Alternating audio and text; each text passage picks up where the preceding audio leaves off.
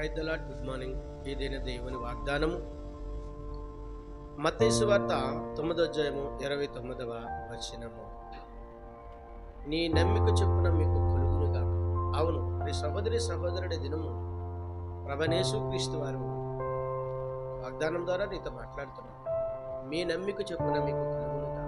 అవును, నువ్వు ప్రార్థిస్తున్నావు, నీ ప్రార్థనపై నువ్వు నమ్మిక ఉంచడం, నువ్వు దేవునిలో జీవిస్తున్నావు కానీ సహనము కలిగి అపనమ్మకము కలిగి జీవిస్తున్నావు కానీ ఈ దినం ప్రభువైన యేసుక్రీస్తు నీతో మాట్లాడు. నమ్మిక చొప్పున ఆ దినం రక్తస్రావము గల స్త్రీ 12 ఏళ్ళు బాధపడింది.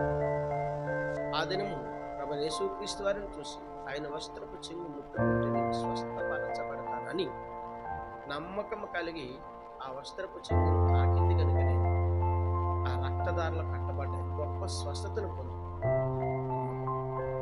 మరి నీ నమ్మకమే నీకు ఆశీర్వాదము, నీ నమ్మకమే నీకు దీవెన, నీ నమ్మకమే నీకు ఫలము. కనుక నమ్మిక ప్రార్థించు. ఈ దినము దేవుని సందులో నా అవసరత కొరకు ప్రార్థిస్తున్నాను, ఈ అవసరం దేవుడు నాకు తప్పకుండా తీరుస్తాడు.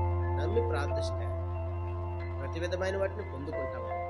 ప్రభువైన యేసుక్రీస్తు వారి వాగ్దానం ద్వారా నీతో మాట్లాడు. ఆమేన్. ప్రార్థన చేద్దాం.